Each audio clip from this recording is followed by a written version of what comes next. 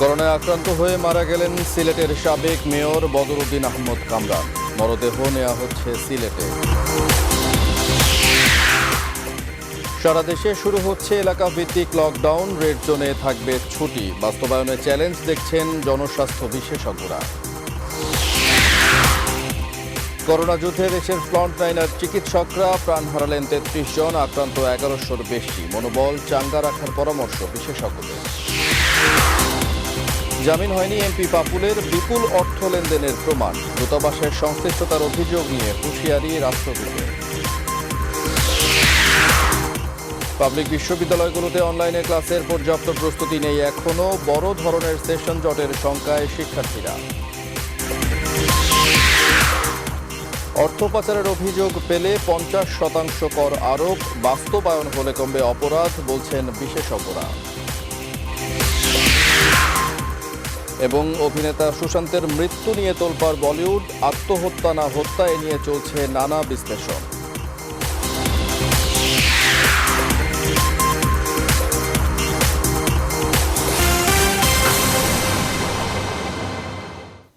স্বাগত নিউজ 24 সকাল ৯টার বিরতিহীন সংবাদে, সাথে আছি রাশেদ ইমাম। দেখছিলেন শিরোনাম, এবারে বিস্তারিত। করোনা ভাইরাসে আক্রান্ত হয়ে এবার চলে গেলেন সিলেট সিটি কর্পোরেশনের সাবেক মেয়র এবং আওয়ামী লীগের কার্যনির্বাহী কমিটির সদস্য বদরুদ্দিন আহমদ কামরান। গতরাত ২:৩০টার দিকে ঢাকার সম্মিলিত সামরিক হাসপাতাল সিএমএইচে চিকিৎসাধীন অবস্থায় তার মৃত্যু হয়। ইন্না লিল্লাহি ওয়া ইন্না ইলাইহি রাজিউন। ঢাকায় কামরানের সঙ্গে থাকা তার ছেলে ডাক্তার আরমান আহমেদ শিপলু এ তথ্য নিশ্চিত করেছেন। সকাল ৭টার কিছু পরেই সড়ক পথে তার মরদেহ নিয়ে রওনা দেওয়া হয়েছে। গত ৫ জুন সিলেট ওসমানী মেডিকেল কলেজের পিসিআর ল্যাবে কামরানের করোনা পজিটিভ ধরা পড়ে। ওইদিন রাত থেকে প্রথমে বাসায় আইসোলেশনে রাখা হলেও ৬ জুন সকালে বমি ও জ্বর নিয়ে হাসপাতালে ভর্তি হন তিনি। অবস্থার তেমন কোনো পরিবর্তন না হওয়ায় ৭ জুন রবিবার সন্ধ্যায় হেলিকপ্টার যোগে ঢাকার সম্মিলিত সামরিক হাসপাতালে ভর্তি করা হয় তাকে।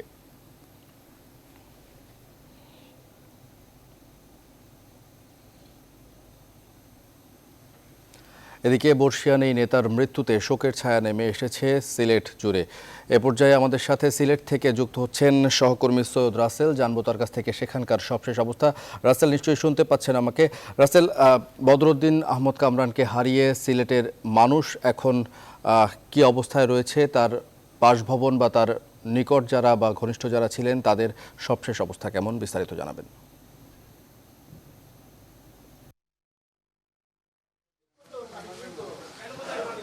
ধন্যবাদ আপনাকে। আমি এখন দাঁড়িয়ে আছি এই সাবেক মেয়র বদরুদ্দিন আহমদ কামরানের বাসভবনের সামনে। তো গত রাতে যখন এলাকার মানুষ এবং সিলেট সিটি কর্পোরেশনের মানুষ যখন এই কামরানের মৃত্যু সংবাদটি পায়, তখন তারপর থেকে একদম শোকাচ্ছন্ন হয়ে ওঠে সিলেট নগরী। তো আমরা যখন সকালে আসার পর থেকে দেখতে পাই যে মানুষ সময়ে সময়ে এসে জড়ো হচ্ছেন এই সিলেটের এই শ্রদ্ধাভাজন নেতার প্রতি শ্রদ্ধা জানাতে। যদিও এই গতরাত্রে মারা যাওয়ার পর আজ সকাল ৭টার দিকে তারা ঢাকা থেকে রওনা হয়েছেন মরদেহ নিয়ে। তো হয়তো আজকে বেলা ১২টার দিকে হয়তো তিনি এই মরদেহবাহী অ্যাম্বুলেন্স সিলেট এসে পৌঁছে, এরকম আমরা ধারণা করা যাচ্ছে। আর জানাজার ব্যাপারে আমরা জানতে পেরেছি যে এখন পর্যন্ত জানাজার এই কোন জায়গায় জানাজা হবে এটা পুরোপুরি নির্ধারণ করা হয়নি। যদিও মানিকপীর সিলেটের সবচেয়ে বড় একটি গোরস্থান আছে মানিকপীর কবরস্থান, সেখানে তাকে সমাহিত করা হবে এবং স্বাস্থ্যবিধি মেনে। আর তার জানাজার ব্যাপারে একটু পরেই ৯টার দিকে একটা বৈঠকে বসেছেন আওয়ামী লীগের এই স্থানীয় নেতৃবৃন্দ। তো বৈঠকের পর থেকে এবং তারা প্রশাসনের সাথে কথা বলে এবং আওয়ামী লীগের সাথে কথা বলে তারা নির্ধারণ করবেন কোথায় তার জানাজা অনুষ্ঠিত হবে এবং কীভাবে জানাজা সম্পন্ন হবে এবং সার্বিক বিষয়ে সিদ্ধান্ত করা হবে। আসলে এই কামরানে মারা যাওয়ার পর থেকে এই শোকাচ্ছন্ন হয়ে ওঠে পুরো পরিবেশ। আমরা এখন বাসার সামনে আছি, নেতাকর্মীরা ধীরে ধীরে জড়ো হতে চলেছেন এবং করোনার কারণে তারা একটি সমস্যায় পড়েছে। মানুষ ঠিক মতো আসতে পারছে না, লকডাউনও চলছে, সব মিলিয়ে আসলে না হলে এত সময় একটা জনসমুদ্রে পরিণত হয় এই এলাকা। তারপরে এখানে উপস্থিত আছেন এই কামরানের একদম আস্থাভাজন একজন মানুষ মেহেদি কাবুল। আমরা বিভিন্ন সময় কামরান অসুস্থ হওয়ার পর থেকে তারা বিভিন্ন সময় তার খবর আমরা ওনার কাছ থেকে আমরা জেনেছি এবং তিনি সার্বিক আমাদেরকে তথ্য দিয়েছেন। এখন তিনি আমাদের সামনে আছেন। মেহেদি কাবুল, আপনার কাছে আমরা জানতে চাইব আসলে সর্বশেষ আপনার সাথে কবে কথা হয়েছিল আসলে, আর এবং মৃত্যুর সংবাদটা আসলে আপনি কিভাবে দেখছেন জিনিসটা? গত রাত্রে 12টার দিকে ওনার বড় ছেলে ডাক্তার আরমান শিপলুর সাথে আমার কথা হয়েছে যে উনি গতকালকে রাত 12টার দিকে ওনার হঠাৎ করে ওনার বুকে ব্যথা অনুভব করেন। তো ব্যথা অনুভব করার সাথে সাথে সিএমএইচের কার্ডিওলজি ডাক্তারকে ইনফর্ম করা হয়। উনি সাথে সাথে এসে দেখে বলেন যে ওনার একটা প্রাইমারি একটা হার্ট অ্যাটাক হয়েছে। এর কিছুক্ষণের পর উনি আস্তে আস্তে ওনার শরীর দুর্বল হয়ে যেতে থাকে। এরপর রাত 2টার দিকে পুরোই ওনার শরীর এবার হয়ে যায়। তারপর রাত 2:30টার দিকে ডাক্তাররা ওনাকে মৃত ঘোষণা করেন। আচ্ছা, ওই যে এখন কোথায় কি করা হবে এবং ওনার স্ত্রী এখন কি অসুস্থ, আমরা যতটুকু জানি স্ত্রী অসুস্থ এই করোনা আক্রান্ত। উনি ওনার অবস্থা কি এবং ফ্যামিলির অবস্থা কি? ওনার স্ত্রী জানেন, ওনার আগেই ওনার স্ত্রী আক্রান্ত হয়েছিলেন প্রায় 5 দিন আগে। এর 5 দিন পরে উনি আক্রান্ত হন।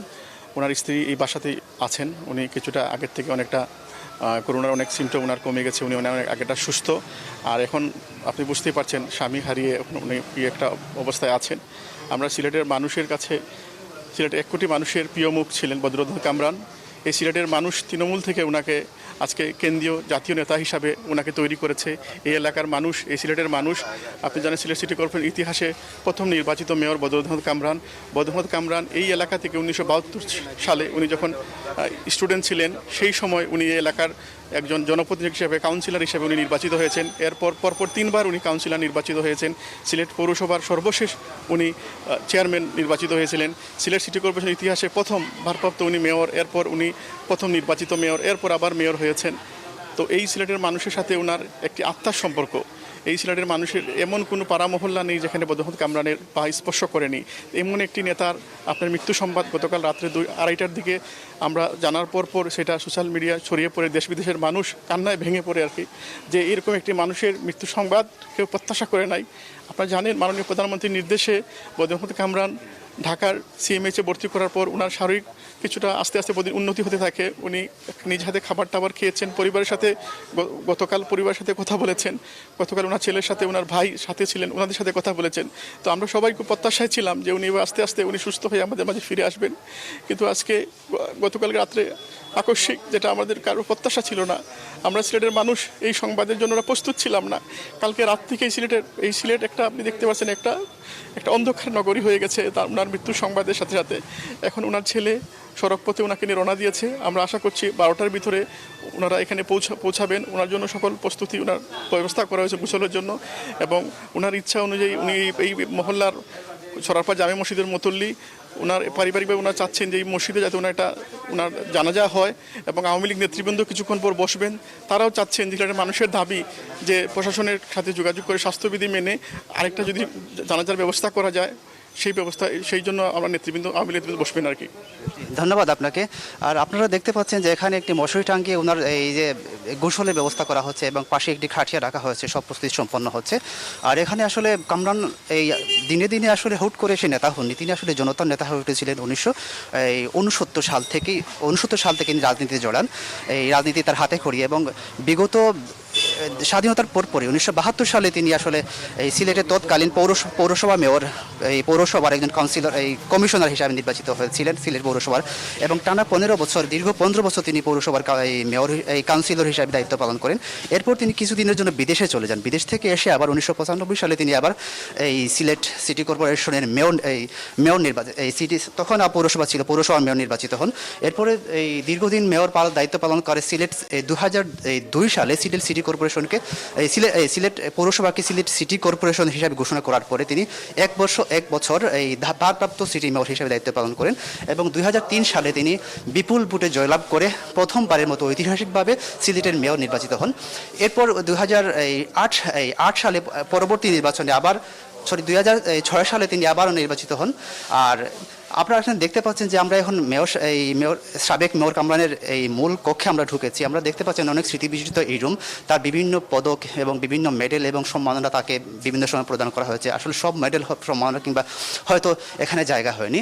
এখানে আসলে অনেক মানুষ এসে জড়ো হয়েছেন তার এই সম্মাননা দেখার জন্য। হয়তো আমাদেরও আসলে ভবিষ্যতে হয়তো আর সুযোগ হবে না আমাদেরকে এখানে আসার। আর আরেকটা জিনিস আপনারা দেখতে পাচ্ছেন যে তার চেয়ারটি এখন পর্যন্ত খালি পড়ে আছে। আমরা এই সাংবাদিকরা কিংবা এই রাজনৈতিক কর্মীরা এখানে আসলেই আসলে এই চেয়ারের পাশে বসতেন, এখানে বসে থাকতেন মেয়র কামরান, এই বড় চেয়ারটিতে বসে থাকতেন মেয়র কামরান এবং আমরা তার পাশেই আমরা বসতাম। এভাবে হচ্ছে। তো সবাই আফসোস করছে আসলে মেয়র, এই সাবেক এই মেয়র আসলে চলে গেলেন, আমাদেরকে কাঁদিয়ে, সিলেটবাসীকে কাঁদিয়ে। আসলে এই রুমে আর এই কক্ষে কিংবা আর আসা হবে কিনা তা নিশ্চিত আমরা বলতে পারছি না। আসলে এই হচ্ছে এরকম অবস্থার মাঝে আমরা দাঁড়িয়ে আছি।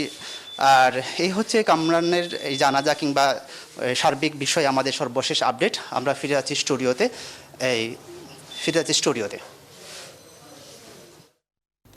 রাসেল, ধন্যবাদ আপনাকে সংযুক্ত হওয়ার জন্য। দর্শক সহকর্মী সৈয়দ রাসেল আমাদের জানাচ্ছিলেন সিলেট থেকে বদরুদ্দিন আহমদ কামরানকে হারিয়ে সিলেটের মানুষদের বর্তমান মানসিক অবস্থা এবং তাদের প্রতিক্রিয়ার কথা। কেবল আওয়ামী লীগ নয়, সিলেটের রাজনীতির এক অবিচ্ছেদ্য অংশ ছিলেন কামরান। আওয়ামী লীগের সীমানা পেরিয়ে পুরো নগরবাসীরই আস্থার প্রতীক হয়ে উঠেছিলেন কামরান। একাধিকবার সিলেট সিটি কর্পোরেশনের মেয়র ও পৌরসভার চেয়ারম্যান নির্বাচিত হয়েছেন। সিলেট পৌরসভার সর্বকনিষ্ঠ কমিশনার নির্বাচিত হয়ে তাক লাগিয়ে দিয়েছিলেন কামরান। সেই সাথে হয়ে উঠেছিলেন জনতার কামরান। এরপর থেকেই রাজনীতিতে তার উত্থান পর্ব শুরু। বিস্তারিত ডেস্ক রিপোর্টে। 1969-এর উত্তাল সময়ে রাজনীতিতে হাতেখড়ি কামরানের। 72 সালে উচ্চ মাধ্যমিকের ছাত্র থাকা অবস্থায় সিলেট পৌরসভার সর্বকনিষ্ঠ কমিশনার হয়ে চমক দেখান তিনি। টানা 15 বছর ছিলেন পৌরসভার কমিশনার। মাঝখানে প্রবাসে থাকায় একবার নির্বাচন থেকে বিরত ছিলেন। ফিরে এসে 1995 সালে পৌরসভার চেয়ারম্যান নির্বাচিত হন। 2002 সালে সিলেট সিটি কর্পোরেশন হলে ভারপ্রাপ্ত মেয়রের দায়িত্ব পান কামরান। 2003 সালে নির্বাচন অনুষ্ঠিত হলে সিলেট সিটি কর্পোরেশনের প্রথম মেয়র নির্বাচিত হয়ে ইতিহাস সৃষ্টি করেন তিনি। 111-এর সময় 2 বার কারাবরণ করতে হয় এই নেতাকে। 2008 সালে কারাগারে থাকা অবস্থায় নির্বাচনে লড়ে বিপুল ভোটে মেয়র নির্বাচিত হন। তবে সর্বশেষ দুটি সিটি নির্বাচনে বিএনপি প্রার্থী আরিফুল হক চৌধুরীর কাছে হেরে যান তিনি। 1989 সালে শহর আওয়ামী লীগের সাধারণ সম্পাদক হিসেবে সিলেটের আওয়ামী রাজনীতির শীর্ষ আসনে আসেন বদরুদ্দিন আহমদ কামরান। 1992 সালে এবং 1997 সালে পুনরায় সাধারণ সম্পাদক নির্বাচিত হন। 2002 সালে প্রথমবারের মতো সিলেট মহানগর আওয়ামী লীগের সভাপতি নির্বাচিত হন কামরান। 2005-এ সম্মেলনের মাধ্যমে এবং 2011 সালে গঠিত কমিটিতে মহানগর আওয়ামী লীগের পুনরায় সভাপতির দায়িত্ব পান। দীর্ঘ 3 দশক সিলেটের রাজনীতিতে নেতৃত্ব দিয়েছেন বদরুদ্দিন আহমদ কামরান। গত বছরের ডিসেম্বরে অনুষ্ঠিত সিলেট মহানগর আওয়ামী লীগের সর্বশেষ সম্মেলনে সভাপতির পদ হারান এই বর্ষিয়ান নেতা। প্রায় 3 দশক পর কামরানবিহীন পথচলা শুরু হয় সিলেট আওয়ামী লীগের। তবে পরবর্তীতে কেন্দ্রীয় কমিটির সম্মেলনে তাকে দলের নির্বাহী সদস্য করা হয়। Desk report, news 24। ঢাকা উত্তর সিটির 17 এবং দক্ষিণ সিটির 28 এলাকা সহ সারা দেশের বিভিন্ন এলাকা জোনভিত্তিক লকডাউন হচ্ছে। রেড জোনে থাকবে ছুটি। জনপ্রশাসন প্রতিমন্ত্রী ফরহাদ হোসেন এসব কথা জানান। তিনি বলেন, জোনিংয়ের বিষয়ে স্বাস্থ্য মন্ত্রণালয় থেকে জানা যাবে। উত্তরের মেয়র আতিকুল ইসলাম জানিয়েছেন, হুট করে বললেই বাস্তবায়ন সম্ভব নয়, কমপক্ষে 48 ঘন্টা আগে জানাতে হবে। আর জনস্বাস্থ্য বিশেষজ্ঞরা বলছেন, উদ্যোগ ভালো কিন্তু বাস্তবায়ন চ্যালেঞ্জের। বিস্তারিত আশিকুর রহমান শ্রাবণের প্রতিবেদনে। বিশ্বব্যাপী করোনা ভাইরাসের সংক্রমণের বাস্তবতায় 150 কোটি মানুষের দেশ চীনকেও ছাড়িয়ে গেছে মাত্র 16-17 কোটির দেশ বাংলাদেশ। এই বাস্তবতায় করোনা ভাইরাস মোকাবেলায় রাষ্ট্র এর আগে যে সমস্ত সিদ্ধান্ত গ্রহণ করেছিল, সেখানে কি কোনো পরিবর্তন আসছে? উত্তর দিয়েছে সরকার।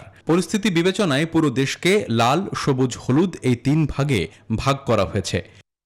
ঢাকার রেড জোন এলাকা নির্ধারিত হয়েছে 45টি, যার মধ্যে উত্তরে 17 আর দক্ষিণে 28টি।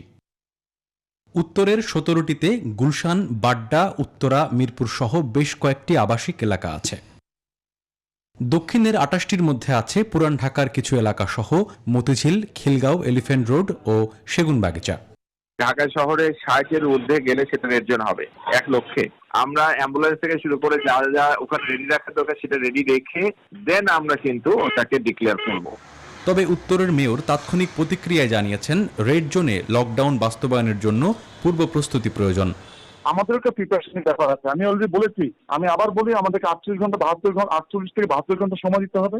সময় দেওয়ার পরেই আমরা পূর্ব রাজাবাড়ি থেকে অনেক এক্সপিরিয়েন্স গুলো করেছি, আমাদেরকে ইন্টিগ্রেটেড ওয়েতে কিন্তু কাজগুলো করতে হবে। নতুনভাবে রেড জোনে এসেছে চট্টগ্রাম সিটি কর্পোরেশনের 11টি এলাকা, যেখানে বন্দর, পতেঙ্গা, পাহাড়তলী ও খুলশীর কয়েকটি ওয়ার্ড আছে। জনস্বাস্থ্য বিশেষজ্ঞরা বলছেন সংক্রমণ রোধে জোনিং ভালো উদ্যোগ, কিন্তু বাস্তবায়নে ব্যর্থ হলে মহামারী আরও ছড়াবে। এটিকে সফল করার জন্য যে কাজগুলো করা দরকার সেটি হচ্ছে লকডাউনটি কঠোর হতে হবে, জনচলাচলকে সীমিত রাখতেই হবে। দ্বিতীয়ত হচ্ছে লকডাউনকৃত অঞ্চলে একটি নিবিড় পরীক্ষা অভিযান পরিচালনা করতে হবে।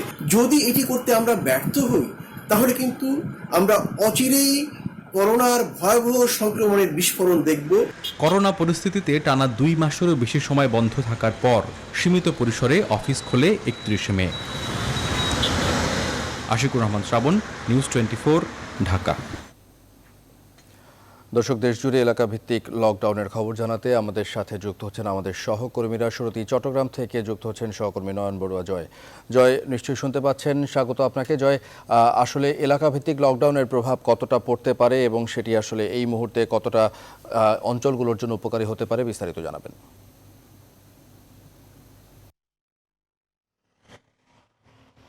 ধন্যবাদ রাশেদ ইমাম।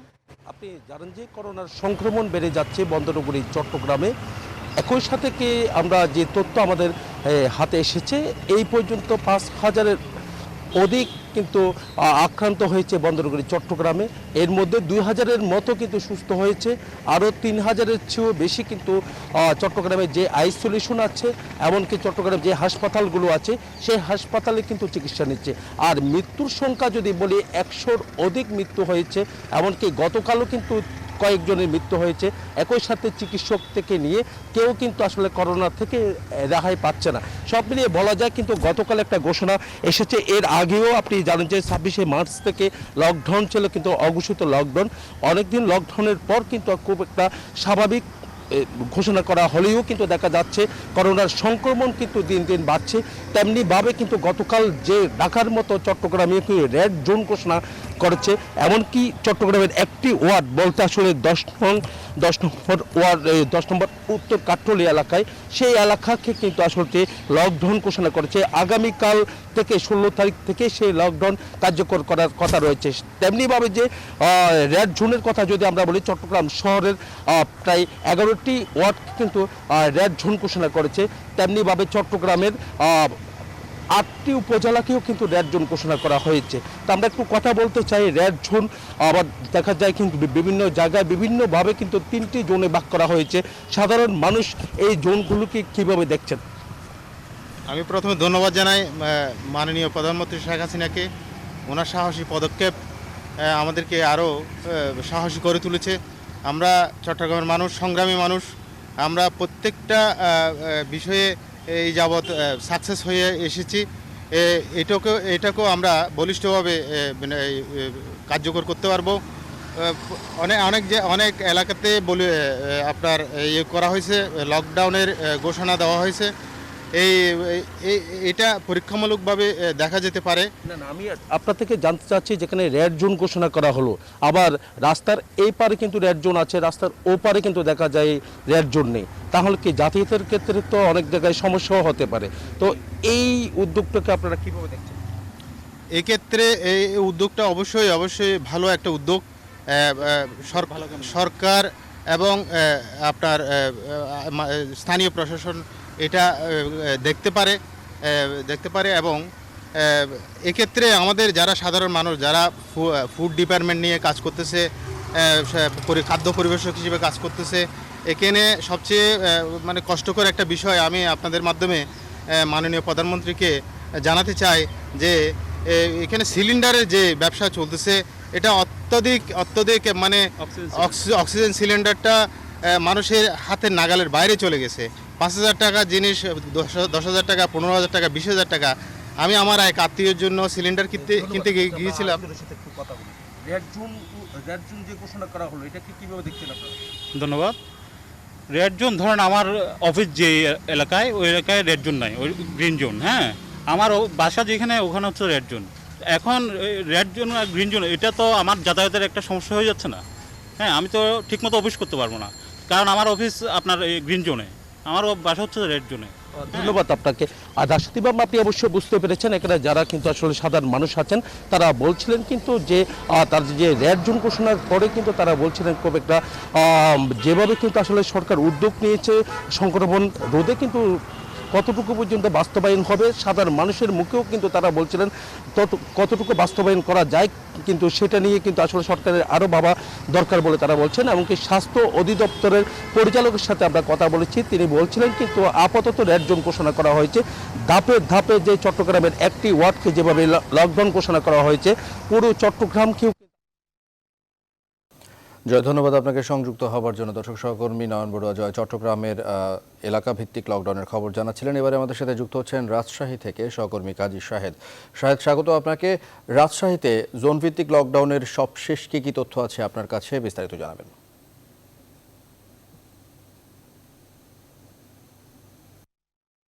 এবং শুভ সকাল রাশেদ। আমরা যেটি জানি যে রাজশাহী এখনও কিন্তু অনেকটা ভালো অবস্থানে আছে। যদি গতকালকে রাতের পর্যন্ত যে তথ্যটি সেটি হলো রাজশাহী জেলায় 127 জন এবং নগরীতে মাত্র 46 জন হচ্ছে করোনা রোগে আক্রান্ত আছেন। ফলে এই যে অবস্থা, কিন্তু মাত্র এক মাসের মধ্যে এই 46 জন রোগী নগরীতে হয়েছে। নগরীতে কিন্তু একজনও করোনা আক্রান্ত ছিলেন না। যখন লকডাউনটি শিথিল করা হয় এরপরেই মূলত নগরীতে আক্রান্ত ছড়িয়ে পড়ে এবং প্রতিদিনই কিন্তু গড়ে 2 থেকে 4 জন পর্যন্ত রোগী পাওয়া যাচ্ছে যে যারা পজিটিভ আক্রান্ত হচ্ছেন। তারপরে এখন পর্যন্ত যেহেতু রেড জোনের মধ্যে রাজশাহী কিন্তু পড়েনি, রাজশাহী এখন পর্যন্ত ভালো অবস্থানেই আছে। তারপরে যে জোনিং বিষয়টি করা হয়েছে এটিকে কিভাবে দেখছেন আমরা একটু কথা বলতে চাই। আমাদের সঙ্গে আছেন ডাক্তার FM জাহিদ। জনাব জাহিদ, আপনাকে স্বাগত জানাই। আপনার কাছ থেকে একটু জানতে চাই, সরকার করোনার রোধে বিভিন্ন এলাকাকে রেড, ইয়েলো এবং গ্রিন জোনে ভাগ করে ব্যবস্থা নিতে চাচ্ছে, এটিকে আপনি আবার কীভাবে দেখেন? ধন্যবাদ। এটা একটা ভালো লক্ষণ বা ভালো সিদ্ধান্ত। পদ্ধতিতে ঠিক আছে, এরকম কোভিড-19 ডিজিজকে ট্রান্সমিশন ঠেকাতে হলে লকডাউন বা জোনিংয়ের ইম্পর্টেন্স আছে।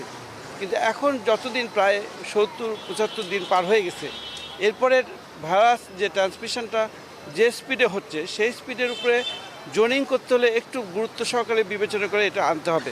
কারণটা হচ্ছে কি, যে জোনিং করলে এটা কন্ট্রোল করা যাবে বা ট্রান্সমিশন ঠেকানো যাবে, তার চেয়ে বেশি ইম্পর্টেন্ট ছিল পার্সোনাল প্রোটেকশন। অর্থাৎ আমরা যদি খুব স্ট্রিক্টলি মাস্কটা পরি এবং মাস্কটাকে যদি সুন্দরভাবে রেগুলার মেনটেন করতে পারি, তাহলে কিন্তু এই জোনিংয়ের দরকার ছিল না। বা আমরা যদি সামাজিক দূরত্বটা রক্ষা করতে পারতাম, তাহলে আমাদের জোনিং দরকার ছিল না। বা আমরা যদি হ্যান্ড স্যানিটাইজার বা সাবান দিয়ে প্রতিদিন ঠিকমতো হাত ধুতাম, তাহলে কিন্তু আর কিচ্ছুই লাগতো না। আমরা তো জানি যে রাজশাহী মহানগরীতে 2 মাসে কোনো রোগী ছিল না। বাংলাদেশে যখন প্রথম রোগী পাওয়া যায় 2 মাসে কোনো রোগী রাজশাহী মহানগরীতে ছিল না, কিন্তু ঈদের পরে মাত্র এই একটা মাসের মধ্যে আমরা তো 46 জন রোগী গতকাল পর্যন্ত পাচ্ছি। তো এটির কি কারণ, এটি রোধ করা যায় কিভাবে? এটা সিম্পল, যে আমাদের মেয়র সাহেব এবং এমপি সাহেব যে প্রথমে যে সিদ্ধান্ত নিয়েছিল খুব দ্রুত ডিস্ট্রিক্ট টু ডিস্ট্রিক্ট ট্রান্সমিশন বন্ধ করে দেওয়ার জন্য ট্রান্সপোর্ট বন্ধ করে দিয়েছিলেন। তার ফলে কিন্তু আমাদের রাজশাহীতে বাইরে থেকে কোনো রুগী আসে নাই এবং ভাইরাসও আসেনি। এই ঈদের সময় কিছু লোক ঢাকার থেকে, নারায়ণগঞ্জ থেকে, নরসিংদী থেকে, ব্রাহ্মণবাড়িয়া এই এলাকার থেকে আসছিল পিক আপে, মাইক্রোবাসে বা প্রাইভেট কারে। তারা এসেই কিন্তু তারপরে থেকে আমাদের 2-1, 4-5টা এরকম করে কিন্তু আমাদের রাজশাহীতে করোনা পজিটিভ ধরা পড়ছিল। এবং বিশ্বাস করি এবং আমরা বুঝতে পারছি এবং পরীক্ষাগারে খবর নিয়ে আমরা জেনেছি যে আসলে ঢাকার থেকে বা বাইরের থেকে রাজশাহীতে ঢোকার জন্য এই করোনা ভাইরাসের প্রাদুর্ভাব এখানে দেখা গেছে। যদিও এটা খুব বেশি নগণ্য, কারণ এটা 8 লাখ লোকের জন্য কিন্তু এখনও একটি লোক রাজশাহীতে মারা যায়নি। 200 ডাক্তার এখানে নিয়োজিত, তারা কিন্তু কেউ এখনও মারা যায়নি। কোনো টেকনোলজিস্ট বা কোনো পুলিশ প্রশাসনের লোকও এখানে মারা যায়নি। সেই ক্ষেত্রে রাজশাহীর প্রেক্ষাপট কিন্তু অবশ্যই গ্রিন জোনের মধ্যে পড়ে, কিন্তু এটাকে ঠেকাতে হলে অন্যান্য শহরের থেকে আমাদের শহরে যেন কোনো রোগ না ঢুকতে পারে এই ধরনের জোনিং বা লকডাউন করা যেতে পারে। কিন্তু রাজশাহীর লোককে যদি আটকে দেওয়া হয় এবং রাজশাহীর যদি জীবিকা যদি এভাবে থেমে যায়, তাহলে খুবই সমস্যা হয়ে যাবে মানুষের জন্য এবং মানুষ হতাশাগ্রস্ত হবে এবং ডিপ্রেশনে ভুগবে। তাতে কিন্তু ডক্টর জাহিদ আমাদের সঙ্গে যুক্ত হওয়ার জন্য আমরা কথা বলছিলাম ডায়াবেটিক বিশেষজ্ঞ এবং চিকিৎসক ডাক্তার FM জাহিদের সঙ্গে। তিনি যেটি বলছিলেন যে পাবলিক ট্রান্সমিশন সেটি বন্ধ করতে হবে এবং পাশের যে জেলাগুলি এখন বেশি আক্রান্ত সেখান থেকে যদি জনগণের চলাচলটি বন্ধ করা যায়, তাহলে রাজশাহী এখনও যে সেফ জোনে আছে সেটি কিন্তু রক্ষা করা সম্ভব হবে। তো এই ছিল রাজশাহী থেকে আমার কাছে সর্বশেষ। শাহেদ, ধন্যবাদ আপনাকে সংযুক্ত হবার জন্য। দর্শক সহকর্মী কাজী শাহেদ আমাদের রাজশাহী থেকে জানাচ্ছিলেন সেখানকার জোন ভিত্তিক লকডাউনের সবশেষ অবস্থা। এবারে সাভার থেকে আমাদের সাথে যুক্ত হচ্ছেন সহকর্মী নাজমুল হুদা। নাজমুল, নিশ্চয়ই শুনতে পাচ্ছেন। নাজমুল, সাভারের জোন ভিত্তিক লকডাউনের সবশেষ কি অবস্থা বা কি ধরনের প্রস্তুতি নেওয়া হচ্ছে, বিস্তারিত জানাবেন। যেমনটি বলছিলেন যে সাভারের খবর আপনি জানতে চেয়েছেন এবং সাভারের যে বাস্তব চিত্র সেটি আপনাকে জানাতে চাই। সেটা হচ্ছে যে এই অঞ্চলটি হচ্ছে একদম শিল্প অঞ্চল এবং সাভার, ধামরাই এবং আশুলিয়ার এবং এখানে 2টি ইপিজেড রয়েছে এবং অসংখ্য পোশাক কারখানা রয়েছে। সেই কারখানাগুলি কিন্তু আপনি জানেন যে এখন পোশাক কারখানার ঠিক পৌর এলাকা এবং তেঁতুলজরা এবং সাভার সদর এটা কিন্তু আপনার রেড জোন চিহ্নিত করা হয়েছে এবং ধামরাই উপজেলা কিন্তু আপনার রেড জোন চিহ্নিত করা হয়েছে এবং আমি একটু কথা বলতে চাই যে এই রেড জোন আর কয়েক ঘন্টা পরেই হয়তো ঘোষণা দিবে রেড জোনের জন্য তারা চিহ্নিত করেছে এবং তারা কিন্তু ঘোষণা দেবে যে ঢাকা জেলার যে সিভিল সার্জন তিনি আমাদেরকে জানিয়েছেন। এবং আমরা একটু কথা বলতে চাই সাভার পৌরসভার যে মেয়র আলহাজ আব্দুল গনির সঙ্গে, তিনি আসলে কি পদক্ষেপ নিয়েছেন। এবং আপনারা তো জানেন যে চাচা করোনার কারণে তো ভয়াবহতা কিন্তু, এবং সাভারে এখন পর্যন্ত কিন্তু কালকেও কিন্তু একজন উপজেলা ইঞ্জিনিয়ার মারা গিয়েছেন করোনার আক্রান্ত হয়ে, এবং এখন পর্যন্ত কিন্তু 30 জনের মতো সাভার এলাকায় করোনা আক্রান্ত হয়ে মারা গেছে, এর মধ্যে 3 জন চিকিৎসক রয়েছে। তো এই যে সাভার পৌরসভার আপনি কি ব্যবস্থা নিচ্ছেন? ধন্যবাদ। আমি প্রথমেই মাননীয় প্রধানমন্ত্রীকে ধন্যবাদ জানাই, যিনি জীবন এবং জীবিকা দুইটাকে সমন্বিত রেখে একটা কর্মসূচি ঘোষণা করেছেন।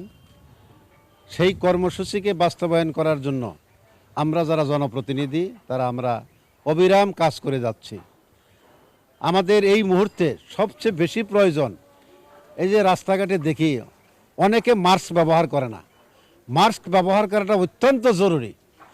মাস্ক ছাড়াই অনেকে দেখি হাঁটে, রাস্তাঘাটে দোকানে বিভিন্ন জায়গায় মানুষ মাস্ক ছাড়া চলাফেরা করে। তাই আমি সাভারবাসীকে অনুরোধ করব, আপনারা দয়া করে কেউ আপনারা মাস্ক ছাড়া রাস্তায় বের হবেন না, কারণ আপনাদের নিজেদের জীবন আপনাদের নিজেদেরই সুরক্ষা করতে হবে। আজকে যদি সরকারের স্বাস্থ্যবিধিগুলো আপনারা মেনে চলেন, ইনশাল্লাহ আমরা এই সংকট কাটিয়ে উঠতে পারবো। তো যাই হোক, আমি প্রত্যেককে অনুরোধ করব, আপনারা স্বাস্থ্যবিধি মেনে চলেন, মাস্ক ব্যবহার করেন, সতর্ক থাকেন, ঘরে থাকেন, অযথা বাইরে ঘোরাফেরি করবেন না। এবং আপনারা আপনাদের যেখানে যা প্রয়োজন তার জন্য ইনশাল্লাহ আমরা জনপ্রতিনিধিরা আপনারা সবসময় প্রস্তুত আছি। যেখানে খাদ্যের প্রয়োজন আছে আমরা খাদ্য দিয়ে সহযোগিতা করব, যেখানে যে কোনো প্রয়োজনে আমরা সাভার পৌরবাসীর পক্ষে সেবা করার জন্য আমরা সবসময় প্রস্তুত আছি। অনেক ধন্যবাদ আপনাকে, অনেক ধন্যবাদ।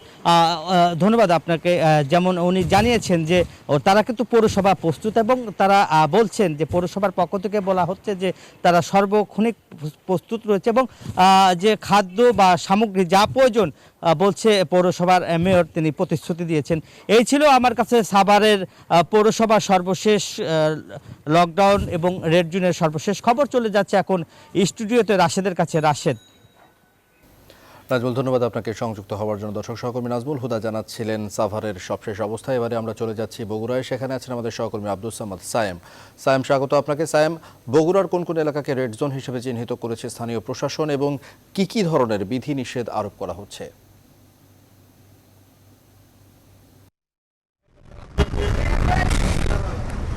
ধন্যবাদ রাশেদ। আপনাকে জানিয়ে রাখি, করোনা ভাইরাস প্রতিরোধে বগুড়ার পৌরসভার 9টি এলাকাকে রেড জোন হিসেবে ঘোষণা করে কিন্তু লকডাউন করেছে জেলা প্রশাসন, এবং তারা বলেছে যে জনসমাগম এবং যানবাহন চলাচল বন্ধ থাকবে এবং মানুষ প্রয়োজন ছাড়া কিন্তু ঘর থেকে বের হবে না। কিন্তু আপনি ক্যামেরার চোখে দেখতেই পাচ্ছেন যে আসলে সাধারণ যে মানুষ তারা কিন্তু আসলে যে এই যে রেড জোন এলাকা হিসেবে ঘোষণা করা হয়েছে সেটা কিন্তু আসলে মানছেন না। আমি কিন্তু রয়েছি সিরাজ বগুড়ার ঠনঠনিয়া বাস স্ট্যান্ড এলাকায়, জনবহুল এলাকায়। এখানে কিন্তু আমি সকাল থেকে দেখেছি যে বিভিন্ন দোকানপাট রয়েছে, সেগুলো কিন্তু আসলে খোলাই রয়েছে, এবং মানুষ কিন্তু আসলে নির্বিঘ্নে ঘর থেকে বের হচ্ছে। যে সিএনজিগুলো রয়েছে সেই সিএনজিগুলোতে কিন্তু একসাথে কিন্তু গাদাগাদি করে 3 জন করে চলাচল করছে, রিক্সাগুলোও চলাচল করছে, এবং যে ব্যক্তিগত গাড়ি সেগুলো কিন্তু বন্ধের নির্দেশ দিয়েছিল, কিন্তু সেগুলো কিন্তু আসলে চলাচল করছে। কিন্তু আমরা সকাল থেকে যতটুকু দেখেছি এখন পর্যন্ত কিন্তু প্রশাসনের পক্ষ থেকে কিন্তু এগুলো যে বন্ধ বা মানুষকে সচেতন করা সেই বিষয়টা কিন্তু এখনও কিন্তু আমরা লক্ষ্য করতে পারিনি। আমি আপনাকে জানিয়ে রাখি যে এ পর্যন্ত বগুড়াতে কিন্তু 1402 জন করোনা রোগী শনাক্ত হয়েছে, এবং এই করোনা পজিটিভ নিয়ে কিন্তু 14 জন মারা গেছে, এবং উপসর্গ নিয়ে কিন্তু 16 জন মারা গেছে। যে কারণে কিন্তু আসলে প্রশাসনের পক্ষ থেকে যে রেড জোন এলাকা হিসাবে বগুড়া ঠনঠনিয়া চালপাড়া কাটনারপাড়া সহ বিভিন্ন এলাকা ঘোষণা করেছে যে মানুষ যাতে এই করোনা প্রতিরোধ কমে কিন্তু সেটা কিন্তু আসলে কোনো ক্রমে বাস্তবায়ন হচ্ছে না। আমি একজনের সাথে একটু কথা বলবো, আসলে এই যে এই রেড জোন হিসাবে ঘোষণা করছে এটা মানা হচ্ছে না কেন? আসসালামু আলাইকুম।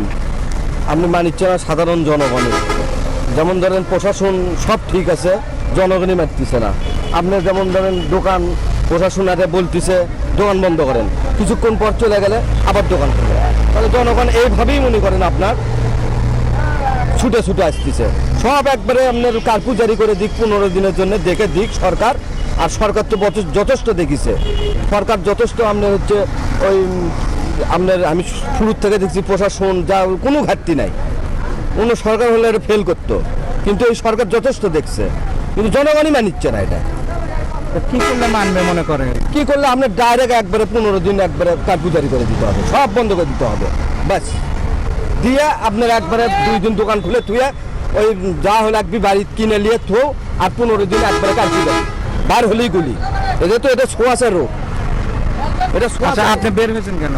আমি কাউন্টার ম্যানেজার, আমার গাড়ি আছে বেঁধে আমি বেরিয়েছি পেটে খিদাতে। সামাজিক দূরত্ব মানছেন না কেন? সামাজিক দূরত্ব আমরা সবাইকে বলি, কেউ মানতেছে না। আমরা নিজেরা সচেতন হয়ে আছি এবং যাত্রীদেরকে বলি যে আপনারা সচেতন হয়ে থাকেন, দূরত্ব থাকেন, কিন্তু কেউ মানতেছে না।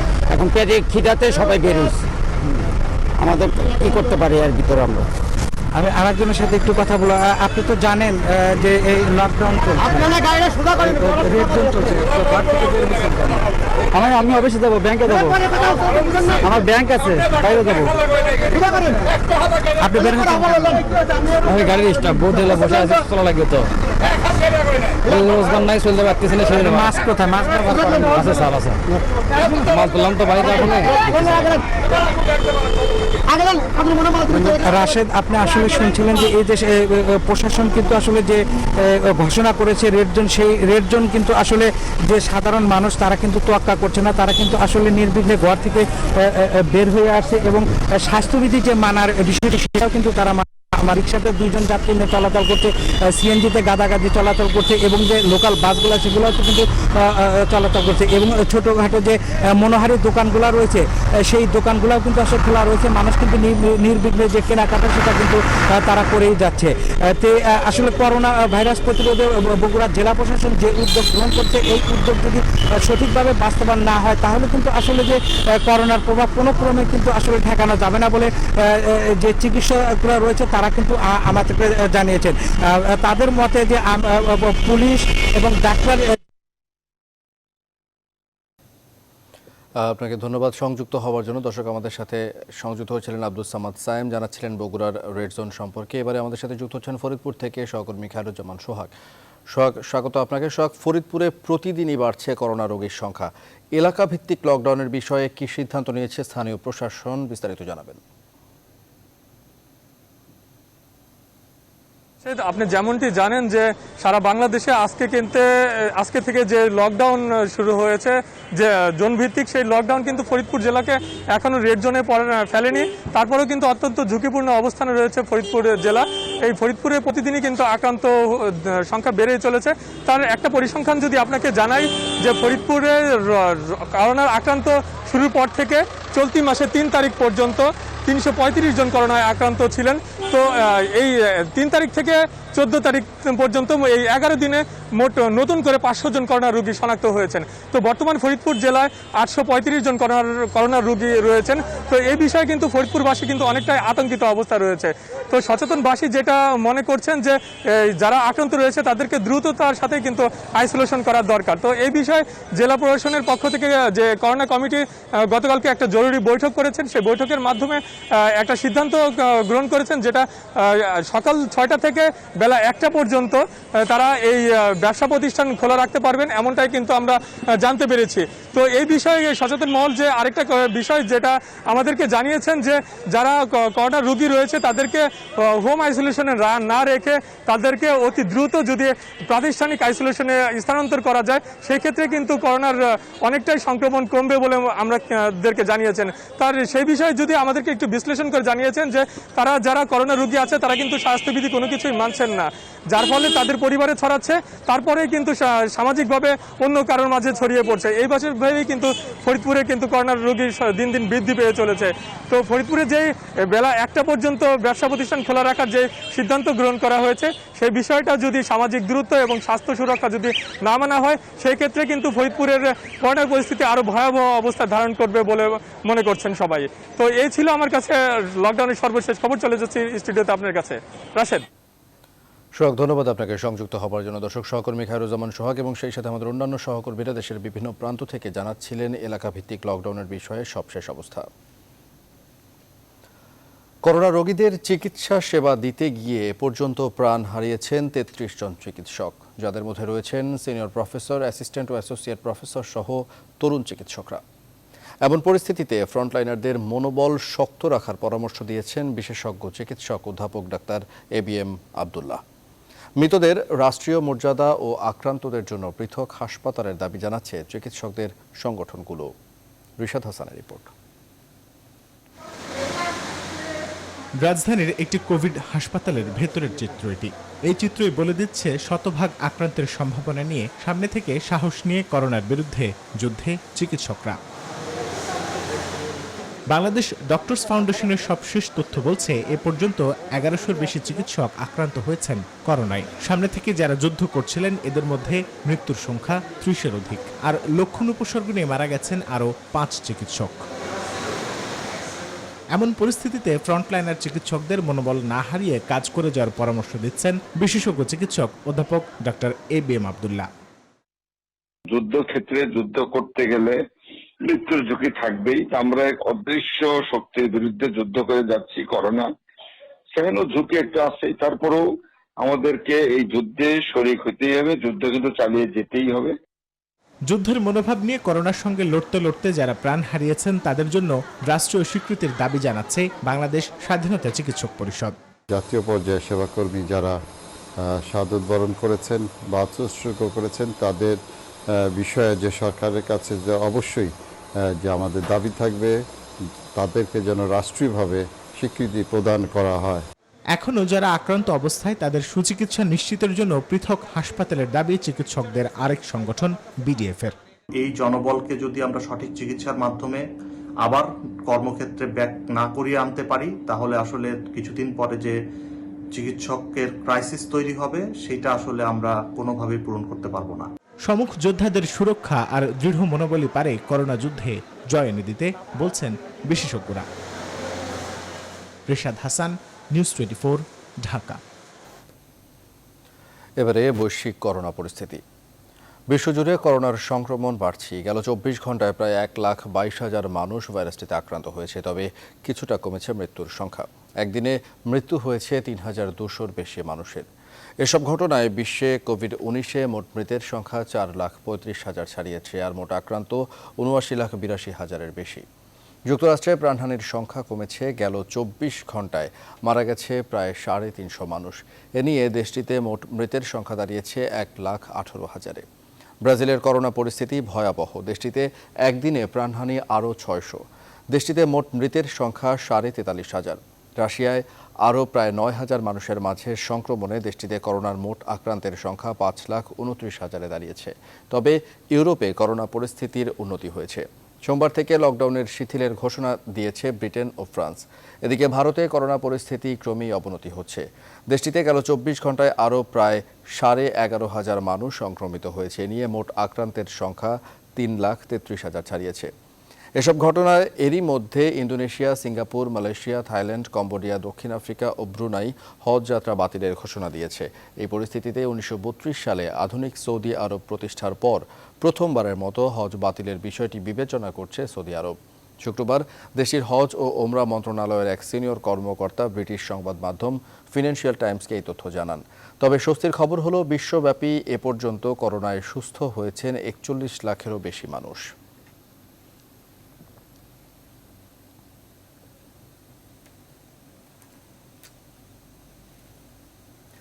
কুয়েতের আদালতে একাধিকবার জামিন আবেদন করেও জামিন পাননি অর্থ ও মানব পাচারের অভিযোগে আটক লক্ষ্মীপুরের এমপি শহীদ ইসলাম পাপুল। উল্টো তাকে নিয়ে অভিযান চালিয়ে তার এক চেক বই জব্দ করেছে সিআইডি, যার মাধ্যমে বিপুল অর্থ লেনদেনের প্রমাণ মিলেছে।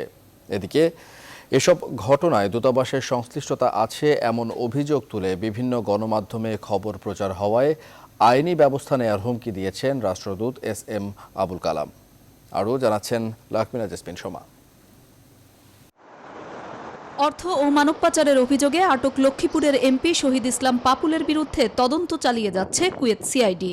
এরই মধ্যে তাকে সাথে নিয়ে অভিযান চালিয়ে তার একটি চেক বই জব্দ করেছেন সিআইডি কর্মকর্তারা। ওই বইয়ের মাধ্যমে বিপুল পরিমাণ অর্থ লেনদেনেরও প্রমাণ মিলেছে। পাপুলের অবৈধ ভিসা বাণিজ্যের সাথে জড়িত সন্দেহে তার সহযোগী মর্তুজা মামুনকেও আটক করা হয়েছে। আরব টাইমসের প্রতিবেদনে বলা হয়েছে, কুয়েত গোয়েন্দার কাছে সাক্ষ্য দেওয়া 11 ভুক্তভোগী বাংলাদেশি কর্মীর সবাই মামুনের সংশ্লিষ্টতা থাকার তথ্য দিয়েছেন। রোববার দেশটির স্বরাষ্ট্র ও উপপ্রধানমন্ত্রী বলেন, মানব পাচারকারী যেই হোক তার বিরুদ্ধে কঠোর অবস্থানে কুয়েত সরকার। এদিকে পাপুলের অবৈধ ভিসা বাণিজ্যের সাথে স্থানীয় বাংলাদেশ দূতাবাসের কিছু কর্মকর্তার যোগসাজশ আছে, সোশ্যাল মিডিয়ায় এমন অভিযোগের ঝড় ওঠায় আইনি ব্যবস্থা নেওয়ার হুঁশিয়ারি দিয়েছেন রাষ্ট্রদূত SM আবুল কালাম। যারা এই সমস্ত ভুয়া আইডি কার্ড করে, ফেসবুক আইডি করে কিংবা বিভিন্নভাবে এই সমস্ত তথ্য প্রচার করতেছে, তাদেরকে চিহ্নিত করে তাদের বিরুদ্ধে আমি কঠোর আইনানুগ ব্যবস্থা গ্রহণ করব। সোশ্যাল মিডিয়ায় রাষ্ট্রদূতের এই ভিডিওর নিচেও ফের একই রকম অভিযোগ জমতে দেখা যায়। গত সপ্তাহে কুয়েত সিআইডির হাতে আটক হওয়ার পর পাপুলের বিষয়ে সরকারিভাবে জানার জন্য কুয়েত সরকারের কাছে চিঠি দেয় স্থানীয় বাংলাদেশ দূতাবাস, কিন্তু এখনো পর্যন্ত সেই চিঠির উত্তর দেয়নি কুয়েত সরকার। বিষয়টিকে কেউ কেউ রহস্যজনক বলেও মনে করছেন। লাকমিনা জেসমিন সোমা, নিউজ 24, ঢাকা। করোনা সংক্রমণের জেরে বড় ধরনের সেশন জটের শঙ্কায় পড়েছে পাবলিক বিশ্ববিদ্যালয়ের শিক্ষার্থীরা।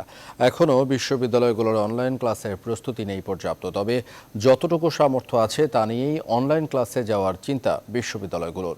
পাশাপাশি বিশ্ববিদ্যালয় চালু হলে বেশি ক্লাস পরীক্ষা নিয়ে সেশন জট এড়ানোর চেষ্টার কথা ভাবছে কর্তৃপক্ষ। প্লাবন রহমানের রিপোর্ট। করোনা সংক্রমণে সবকিছু সীমিত পরিসরে চালু হলেও এখনো বন্ধ শিক্ষা প্রতিষ্ঠান। ঘরবন্দি দেশের কোটি কোটি শিক্ষার্থী, যে কারণে এমন চেহারা শিক্ষা প্রতিষ্ঠানগুলোর। প্রায় 4 মাস ক্লাস পরীক্ষা বন্ধ থাকায় সেশন জটের সংখ্যা ঘিরে ধরেছে পাবলিক বিশ্ববিদ্যালয়ের শিক্ষার্থীদের। তথ্য বলছে, স্বায়ত্তশাসিত 4টি সহ 46টি সরকারি বিশ্ববিদ্যালয়ে মোট শিক্ষার্থী প্রায় 1.8 লাখ, যাদের বেশিরভাগেরই সেশন জটের সংখ্যায় দিন কাটছে বাসায়। সেশন জট একটা অভিশাপের মতো ছিল আমাদের কাছে, সেই জায়গা থেকে আমরা মুক্ত হয়ে গিয়েছিলাম। পরীক্ষা না হওয়া এবং ক্লাস না হওয়ার কারণে দীর্ঘ একটা সেশন জটের আশঙ্কা থাকছে। শিক্ষার্থীদের প্রায় সবাই বাড়ি চলে যাওয়ায় এবং আবাসিক হল বন্ধ থাকায় অনলাইন ক্লাসই একমাত্র ভরসা। কিন্তু শিক্ষা কার্যক্রম বন্ধের প্রায় 4 মাস হতে চললেও সে পথে হাঁটতে পারেনি ঢাকা, চট্টগ্রামের মতো প্রথম সারির বিশ্ববিদ্যালয়গুলো। অনলাইনে যাদের যতটুকু সক্ষমতা আছে, যাদের যতটুকু ন্যূনতম সামর্থ্য আছে, সেটুকু ব্যবহার করেই যেন আমরা এই কার্যক্রমটা আমাদের শিক্ষার্থীদেরকে শিক্ষা কার্যক্রমের সাথে সম্পৃক্ত রাখা। বড় একটা অনাকাঙ্ক্ষিত বন্ধের মধ্যে সেশন জটটা একটা আশঙ্কা আমরাও করছি।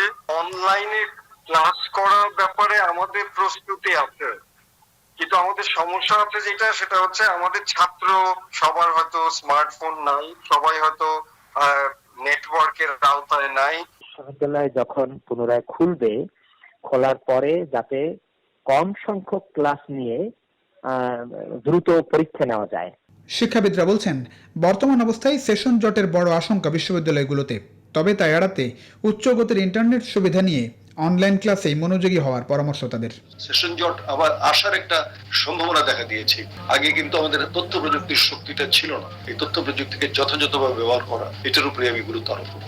যদি এটা 6 মাসের মধ্যে আমরা ফিরে আসতে পারি ক্যাম্পাসে, বাকি 6 মাস অতিরিক্ত শ্রেণী ক্লাস নিয়ে আমরা হয়তো অনেকটা এই সমস্যাটাকে কাটিয়ে উঠতে পারবো।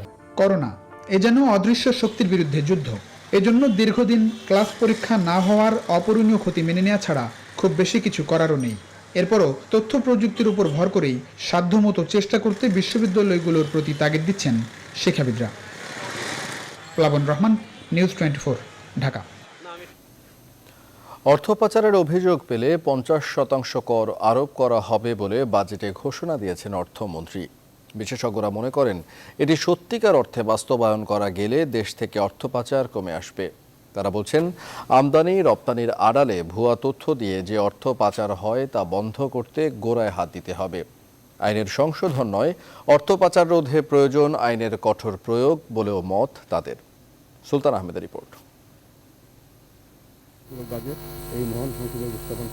গেল বৃহস্পতিবার জাতীয় সংসদে মোট 5,68,000 কোটি টাকার বাজেট ঘোষণা করেন অর্থমন্ত্রী, যেখানে জিডিপির প্রবৃদ্ধির লক্ষ্যমাত্রা নির্ধারণ করা হয়েছে 8.2%। সরকারি হিসেবে তা করতে হলে বেসরকারি খাতে বিনিয়োগ বাড়াতে হবে প্রায় দ্বিগুণ। আমদানি রপ্তানির আড়ালে বাংলাদেশের পোশাক খাতের ব্যবসায়ী সহ অন্যান্যরা বড় অঙ্কের অর্থ পাচার করে আসছে দীর্ঘদিন থেকে। যুক্তরাষ্ট্র ভিত্তিক গবেষণা প্রতিষ্ঠান গ্লোবাল ফিনান্সিয়াল ইন্টিগ্রিটির হিসেবে প্রতি বছর এদেশ থেকে পাচার হয় প্রায় 64,000 কোটি টাকা। অর্থমন্ত্রী তার বাজেট বক্তব্যে জানিয়েছেন, টাকা পাচার করলে তার অর্ধেক কর হিসেবে কেটে নেওয়া হবে। কিভাবে বাস্তবায়ন হবে, কখন হবে, কোথা থেকে শুরু হবে? এটা কি কালকের থেকে যারা নতুন যারা আমদানি বা রপ্তানি করছেন তাদের আন্ডার ইনভয়েসিং হয়েছে সেটার থেকে এটা প্রয়োগ হবে, প্রযোজ্য হবে, না এটা অতীতের হবে? কারণ এই বিষয়গুলো স্পষ্ট না হলে পর এই ঘোষণার মধ্যে এর সাযুজ্য খুঁজে পাওয়া যাবে না। বাজেট পরবর্তী সংবাদ সম্মেলনে অর্থমন্ত্রী ঘোষণা দেন, অর্থ পাচার রোধে প্রয়োজনে আইনের সংশোধন করা হবে। তবে আইনজীবীরা বলছেন প্রয়োজন আইনের প্রয়োগ। মানি লন্ডারিং অ্যাক্ট 2012 আমার কাছে মনে হয় একটি সম্পূর্ণ act, specifically Bangladesh financial intelligence unit, যে বাংলাদেশ ব্যাংকের যে ইউনিট, তাদের দায়িত্ব হলো প্রতিটা ব্যাংকে কি ধরনের ট্রানজাকশন হচ্ছে এবং এলসির টাকা আসছে কিনা যে কোনো একটা কমিটি করে প্রতিটা ব্যাংকে সেটা মনিটর করা। অর্থ পাচার রোধে জাতীয় রাজস্ব বোর্ড, কেন্দ্রীয় ব্যাংক সহ গোয়েন্দা সংস্থাগুলোকে এক হয়ে কাজ করার কথা বলছেন বিশেষজ্ঞরা। দুর্নীতি যদি বন্ধ না হয় তাহলে কিন্তু অর্থ পাচার বন্ধ করা খুব কঠিন হবে। কাজে গোড়ায় হাত দিতে হবে এবং দিনের শেষে যেটা সবচেয়ে বেশি গুরুত্বপূর্ণ সেটা হচ্ছে দুর্নীতি দমন এবং বিনিয়োগ পরিবেশের উন্নতি। এছাড়া যারা এরই মধ্যে দেশের বাইরে পাচার করেছেন বিশেষ উদ্যোগ নেয়ার কথা বলছেন বিশেষজ্ঞরা। সুলতান আহমেদ, নিউজ 24, ঢাকা। ভারতীয় অভিনেতা সুশান্তের অস্বাভাবিক এবং অকাল মৃত্যুতে কাঁদছে পুরো বলিউড। সামাজিক যোগাযোগ মাধ্যমে শোকের বার্তার পাশাপাশি অশ্রু ঝরছে ভারত, বাংলাদেশে তার অগণিত ভক্তকুলের। সেই সঙ্গে সৃষ্টি হয়েছে এই সুদর্শন হিরোর মৃত্যু নিয়ে নানা প্রশ্ন। আজ মুম্বাইয়ে এই অভিনেতার শেষকৃত্য সম্পন্ন হওয়ার কথা রয়েছে।